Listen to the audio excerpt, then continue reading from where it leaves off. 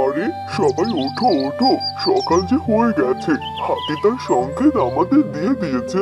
আরে ওঠো ওঠো, উঠে যে যার কাজে চলে যাও।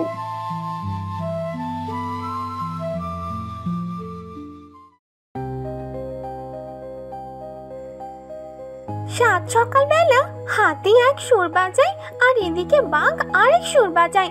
বাঘের জন্য ঠিক মতো ঘুমাতেও পারছি না। এতে করে কি আর আমার ঘুম হয় নাকি? ধুর, কি যে জ্বালা আমার।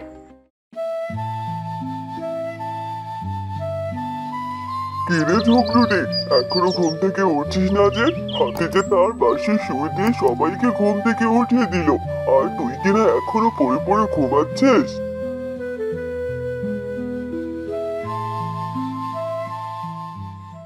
হাতের সুরে ঘুম না ভাঙলেও তোমার সুরে আমার ঠিকই ঘুমটা ভেঙে গেছে।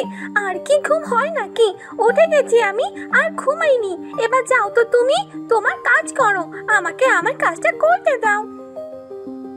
আমি তো দিন দিন বড় হয়ে যাচ্ছি, আমার আর এখন কিসের কাজ রে? তুই তোর কাজটা শেষ কর, এর জন্যই তো তোকে ডাকতে এলাম। আদিক্ষাটা দেখলে আর বাঁচি না, সে নাকি আমাকে ডাকতে এসেছে।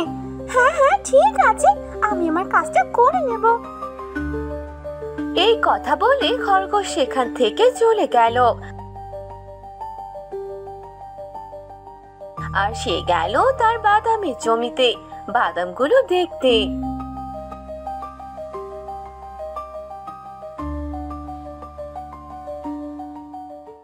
হায় হায়, এ কি সর্বনাশ! বাদামগুলো দেখছি সব নষ্ট হয়ে যাচ্ছে। এসব কি করে হলো? আমি তো জমি ঠিক মতোই পরিচর্যা করি, তাহলে এই বাদামগুলো নষ্ট হচ্ছে কি করে? আরে পাশের জমিতে দেখছি শিয়াল বেগুনের গাছ লাগিয়েছে, আর সেই বেগুনের গাছের পানিগুলো আমার জমিতে আসছে। এর জন্যই তো বলি আমার বাদামগুলো কেন নষ্ট হচ্ছে। শিয়াল তো এখনো তার জমিতে আসেনি, আমি বরং গাছটার নিচে কিছুক্ষণ অপেক্ষা করি। শিয়াল আসলেই তাকে ধরবো।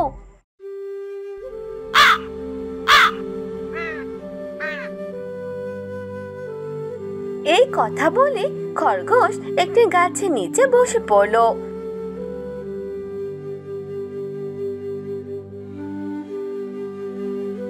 আর কিছুক্ষণ পরই শিয়াল তার জমিতে এলো। শিয়ালকে দেখে খরগোশ শিয়ালের কাছে গেল। কি ব্যাপার চালাক ভাই, তোমার দেখছি খবর নাই। তোমার জমিতে দিয়েছো জল, আর নষ্ট হলো আমার জমির ফল। তোর জমির ফল নষ্ট হয়েছে মানে? জল দিলাম আমার জমিতে, আর ফল নষ্ট হলো কিনা তোর? তোমার ওই জমির জলগুলো গনিয়ে গনিয়ে যে আমার জমিতে গেছে, তা কি তুমি দেখতে পাওনি নাকি? হ্যাঁ, আমার জমিতে কোনো জল লাগে না বুঝলে। তোমার এই জলগুলো আমার জমিতে যাওয়ার ফলে আমার সবগুলো বাদাম যে নষ্ট হয়ে যাচ্ছে। তোমার জমির চারপাশটা একটু উঁচু করে দেবে, যেন আমার জমিতে জল গড়িয়ে না পড়ে। আজকে চারপাশটা উঁচু করে দাও, কালকে যেন এসে দেখি আমার জমি একদম ঠিকঠাক আছে। বুঝতে পারলে তুমি? নয়তো তোমার জমির ফল কিন্তু ভালো হবে না। আরে আরে ঠিক আছে, এত রাগের কি আছে শুনি? আমি কি ইচ্ছে করে ভুলটা করেছি নাকি? কে জানতো আমার জমির জলগুলো তোর জমিতে চলে যাবে? আমি আজকে জমির চারপাশগুলো উঁচু করে দেব, তোকে এ নিয়ে আর ভাবতে হবে না।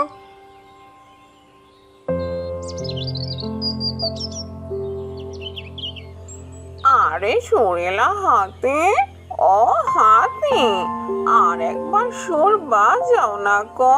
তোমারই বাঁশির সুর শুনতে যে আমার অনেক ভালো লাগে। এই বাঁশির সুর কি আর যখন তখন বাজানো যায় রে? সময় হলেই বাজাতে হয়। প্রতিদিন সকালবেলা করে আমি এই বাঁশির সুরটা বাজাই। তোরা তো আমার বাঁশির সুর শুনে ঘুম থেকে উঠিস, নয়তো তোরা দেরি করে ঘুম থেকে উঠতে আর তোদের কাজও সময় মতো হতো না। তা তুমি ঠিক কথাই বলেছ।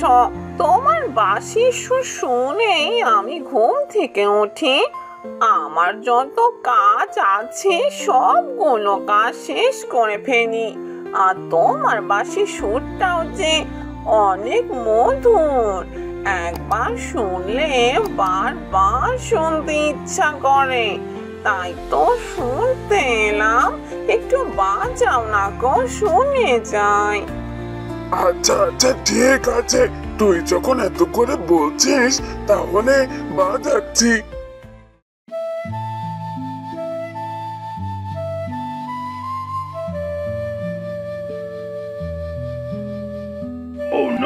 এই বাঁশির সুরের শব্দ শুনে কি না বনবাসীর সবাই হাতির কাছে চলে গেল। আর আমার তো এই বাঁশির সুর খুব বিরক্ত লাগে, কখন জানি বাঁশিটা আমি ভেঙে ফেলি। কি রে, তুই একা একা এভাবে কি বিড়বিড় করছিস? চল চল হাতির কাছে যাই, হাতির বাঁশির সুরটা বাজাচ্ছে রে। আহা, কি যে মধুর সুর, একবার শুনলে যে বারবার শুনতে ইচ্ছা করে।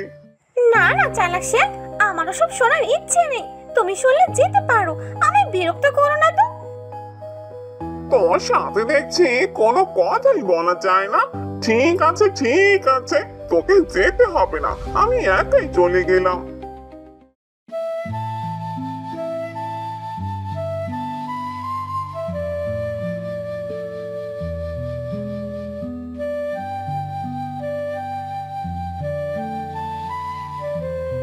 আরে বাহ, হাতের বাঁশিটা দেখছি অনেক সুন্দর। এই বাঁশিটা যদি আমার হতো মন্দ হতো না। হাতিকে বলো একবার জিজ্ঞেস করেই দেখি যে বাঁশিটা হাতি আমাকে দেবে কিনা।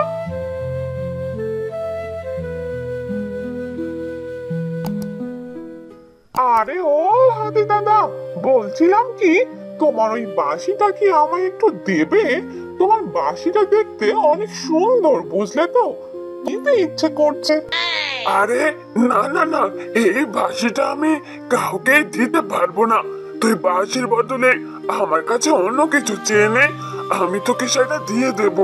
এই বাঁশিটা যে আমার অনেক প্রিয়। এই বুড়ো হাতের কাছে কিনা একটা আবদার করলাম, সেই আবদারটাও সে রাখলো না।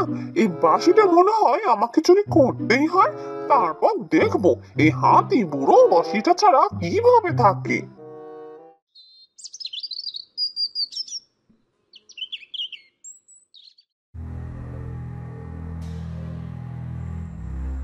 ওই হাতি নিশ্চয়ই এতক্ষণে ঘুমিয়ে পড়েছে, যাই গিয়ে ওই বাঁশিটা নিয়ে ফেলে দিয়ে আসি।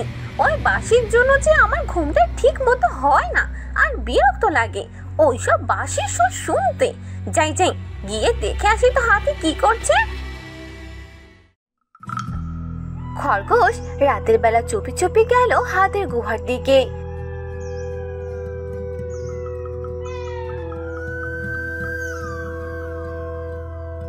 সেখানে গিয়ে দেখতে পেল হাতি ঘুমোচ্ছে, আর হাতির হাতে ছিল সেই বাঁশিটি।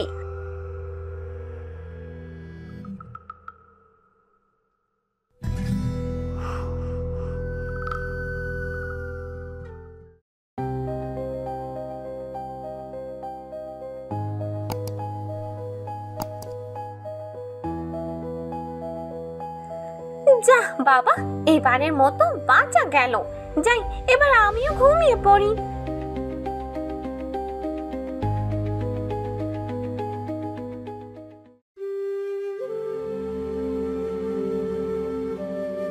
পরদিন সকালবেলা হাতি যখন ঘুম থেকে উঠলো, তখন সে তার বাঁশি খুঁজে পেল না, যার জন্য সে বাঁশির সুর বাজাতে পারলো না।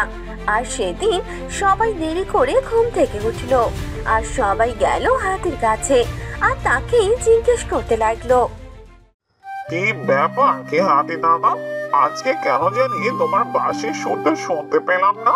আর দেখো, বাঁশির সুর শুনতে না পেয়ে আজকে আমরা সবাই যে দেরি করে ঘুম থেকে উঠেছি, আর কারো কোনো কাজ হয়নি। তুমি আজকে বাঁশির সুর বাজালে না কেন? আসলে আমি আমার বাঁশিটা হারিয়ে ফেলেছি। কাল রাতে বাঁশিটা আমার হাতে রেখে ঘুমিয়ে গিয়েছিলাম, কিন্তু সকালে উঠে দেখে আমার হাতে আর বাঁশিটা নেই। চারদিক খোঁজাখুঁজি করলাম, কিন্তু কোথাও বাঁশিটা পেলাম না রে, যার জন্য সকালবেলা বাঁশির সুরও বাজাতে পারিনি। সে কি কথা, বাঁশিটা কিনা হারিয়ে গেল? আমার মনে হয় ওই শিয়ালই তোমার বাঁশিটা নিয়েছে। কাল তোমার কাছে বাঁশি চেয়েছিল না, তুমি তো ওকে বাঁশিটা দিলে না, এজন্য হয়তো তোমার বাঁশিটা সে চুরি করেছে। আরে না না, এসব কিছুই নয়। আমরা অকারণে কারো উপর দোষ চাপাতে পারি না, আর শিয়াল এটা কাজ করতেই পারে না। আমার মনে হচ্ছে আমি বাজিটা হারিয়ে ফেলেছি। তুমি তো এখনই বললে হাতি দাদা যে বাঁশিটা তোমার হাতেই ছিল, তাহলে তুমি বাঁশিটা হারালে কি করে? আমার কথাটা শোনো, বুঝলে? ওই শিয়াল তোমার বাঁশিটা চুরি করেছে। ওই তো শিয়াল এদিকে আসছে। তুমি এখন শিয়ালকে জিজ্ঞাসা করো, দেখো ওই চুরি করেছে। কি ব্যাপার কি? তোরা এই সকালবেলায় হাতি দাদার এখানে কি হয়েছে কি?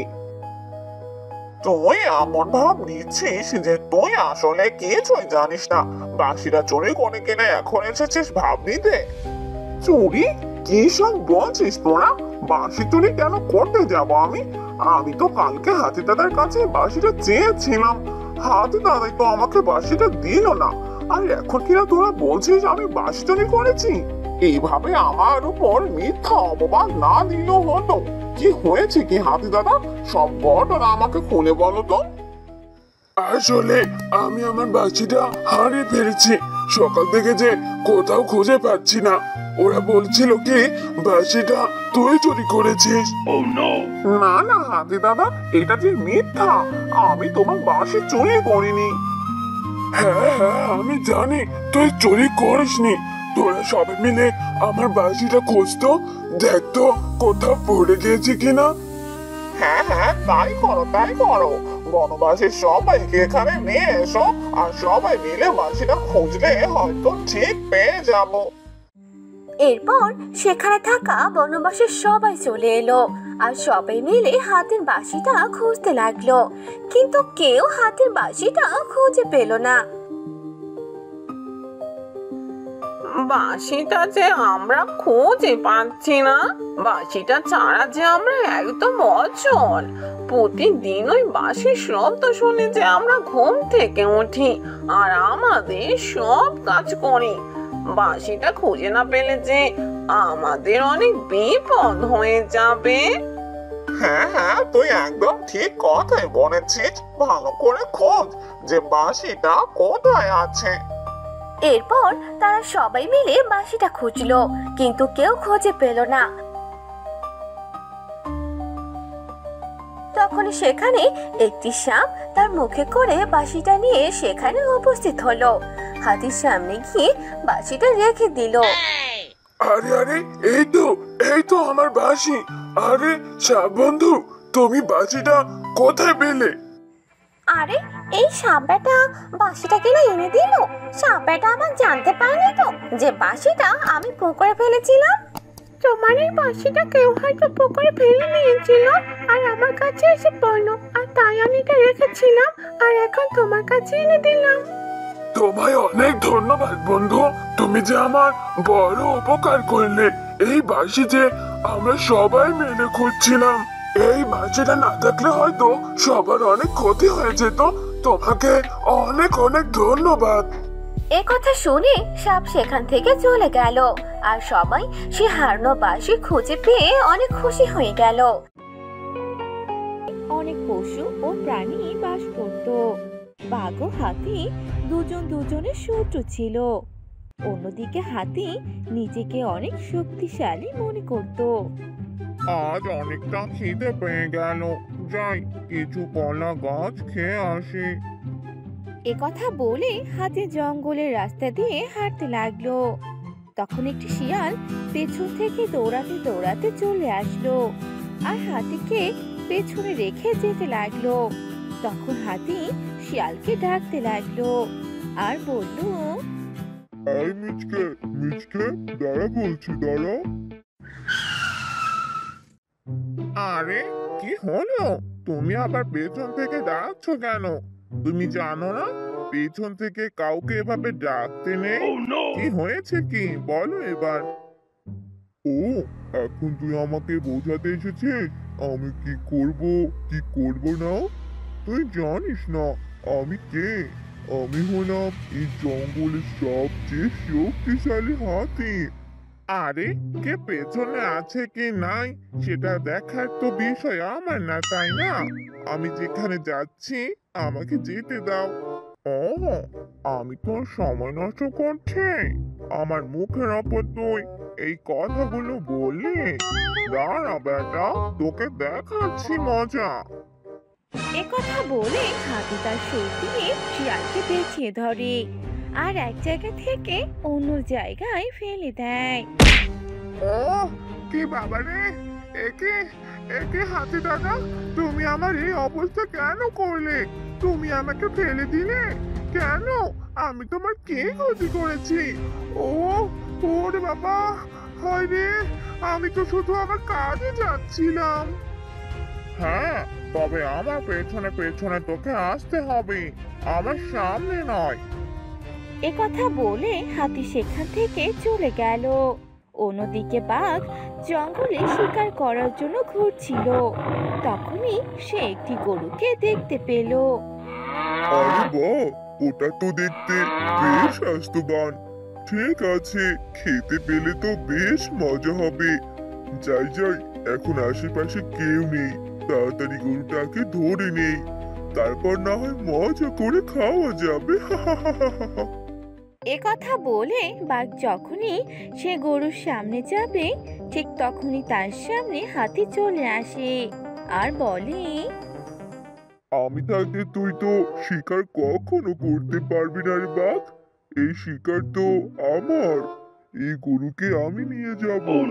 তোকে কখনো শিকার করতে দেব না, কারণ আমি তোর থেকে অনেক শক্তিশালী। এই হাতে, তুই আবার পথের সামনে এসে দাঁড়াবি না তো? আমার পথে কাটার মতো দাঁড়িয়ে না থেকে এখান থেকে চলে যা আর আমার শিকার করতে দে। আমি তোর পথের কাঁটা নয়, তুই আমার পথের কাঁটা। এই গরুকে তো আমি আগে দেখেছি, তাই আমাকে আমার শিকারটা করতে দে। একথা বলেই তাদের মাঝে যুদ্ধ শুরু হয়ে যায় আর তারা কথা কাটাকাটি করতে থাকে। এমন সময় গরু সেটা বুঝতে পারে আর সে বলে, আরে আমার এত খেতে পেয়েছিল যে আমি আশেপাশে কি হচ্ছে সেটা লক্ষ্যই করিনি। বাঘ আর হাতি কিনা আমাকে খাওয়ার জন্য যুদ্ধ করছে। আর একটু হলে তো আমি তাদের কাছে ধরা পড়ে যেতাম। আরে পালাই পালাই, এখানে আর এক মিনিটও থাকা যাবে না। একথা বলে গরুটি সেখান থেকে পালিয়ে গেল। আর গরুকে পালাতে দেখে বাঘ বলে উঠল, আরে আরে, দেখলি তো গরুটা যে পালিয়ে গেল, তোর জন্যই এমন হলো। ভেবেছিলাম আজ শান্তি মতো করে খাবার খাবো, আর তুই কেন এসে সবকিছু শেষ করে দিলি? আমার জন্য কিছু হয়নি বুঝলি, তোর জন্য এমনটা হয়েছে। আমার খাবার তুই কেন খাবি? হ্যাঁ, আমি তো আমার শিকার করতে এসেছিলাম। তোর সাথে কথা বলাটাই আমার বৃথা। তোর সাথে কথা না বলে আমি আমার কাজে চলে যাই। আমি হলাম অনেক শক্তিশালী, একটা না একটা শিকার পেয়ে যাব। তা না হলে তো আমার কলা গাছগুলো আছেই। হা হা হা হা। একথা বলে বাঘ বাঘের মতো চলে গেল। আর হাতি যখন রাস্তা দিয়ে হাঁটছিল তখন সে গাছের ডালে একটি টুনি পাখিকে দেখতে পেল। তখন হাতি বলল, কে রে, এক টুনি পাখি, কি হয়েছে রে তোর? আমি যে এখানে এসেছি সেটা কি তুই দেখতে পাসনি? হ্যাঁ দেখতে পেয়েছি তো, কিন্তু কি হয়েছে শুনি? তোমাকে দেখতে পেলে আবার কিছু করতে হয় নাকি? আমাকে দেখতে পেলে শুরুতে আগে আমাকে সম্মান করবি, তা না করে আবার মুখে মুখে তর্ক করছিস।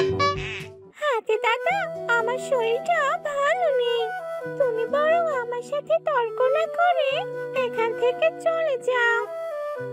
ও, তুই সামান্য একটা পাখি হয়ে আমার সাথে এভাবে কথা বলছিস? দাঁড়া, তোকে দেখাচ্ছি মজা। এ কথা বলে হাতি টুনি পাখি যে গাছে বসেছিল সেই গাছটি তার সুর দিয়ে উপড়ে ফেলে। এটা তুমি ঠিক করলে না হাতি দাদা, আমার বাচ্চাটা নষ্ট করে ফেললে। আমাকে যে আবার অন্য জায়গায় বাসা করতে হবে, এর শাস্তি তুমি একদিন ঠিক পাবে।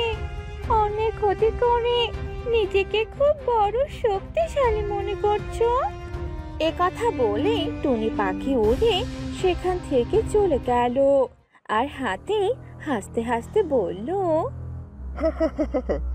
এই সামান্য পাখি কিনা আমাকে কথা শোনালো? তুমি আমার কিছু করতে পারবে না টুনি পাখি, কারণ তুমি অনেক ছোট। এ কথা বলে হাতিও সেখান থেকে চলে গেল।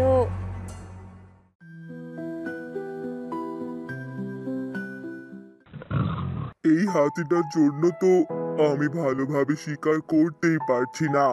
ও যে কেন আমার পেছনে লেগে থাকে কে জানে, আমাকে কোনো শিকার করতেই দেয় না, আর আমি যেটা শিকার করতে যাই সেখানে চলে আসে।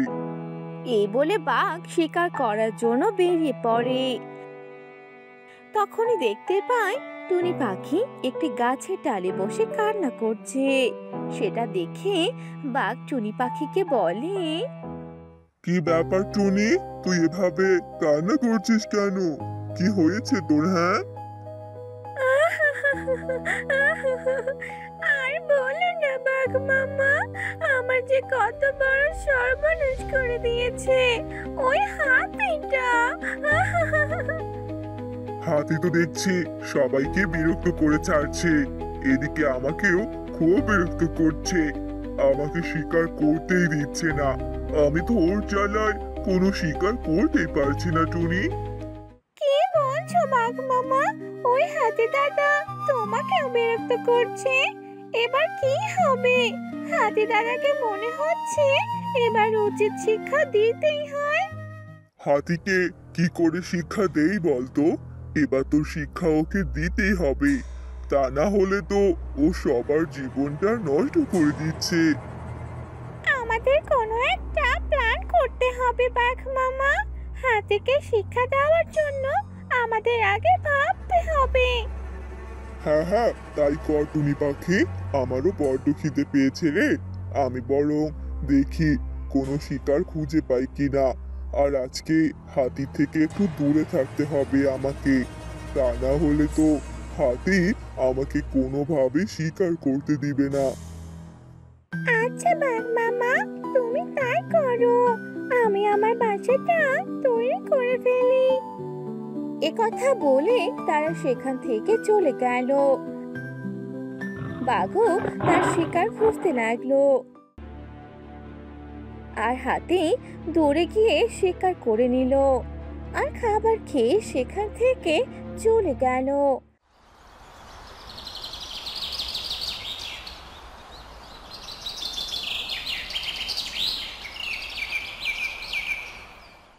আর একদিন হাতি জঙ্গলের এক নদীতে পানি খেতে গেল। তখনই সে দেখতে পেল কিছু পিঁপড়ে মাথায় করে খাবার নিয়ে যাচ্ছে। তখনই হাতি বলে উঠল, আরে, এই তো ছোট পিঁপড়ের দলরা দেখছে তাদের খাবার নিয়ে ঘরে যাচ্ছে। না, আমি এটা কি করে দেখতে পারি? আমি বরং তাদের ঘরটাকে পানিতে ভিজিয়ে দেই, তাহলে বেশ ভালোই হবে। এই রোদে তাদের ঘরে থাকতে মনে হয় ভীষণ কষ্ট হয়, মাটি তো গরম হয়ে যায়। আমি বরং মাটিটা একটু ভিজিয়ে ঠান্ডা করে দেই। এ কথা বলে হাতি তার সুর দিয়ে কিছু পানি নিয়ে পিঁপড়েদের ঘরে ছিটিয়ে দিল। আর সেখানে থাকা সকল পিঁপড়েদের ঘরগুলো পানির কারণে নষ্ট হয়ে গেল। তখন সবগুলো পিঁপড়ে কান্না করতে লাগলো। এরপর হাতি সেখান থেকে চলে গেল। অন্যদিকে আড়াল থেকে বাঘ ও টুনি পাখি এসব দেখে ফেলে।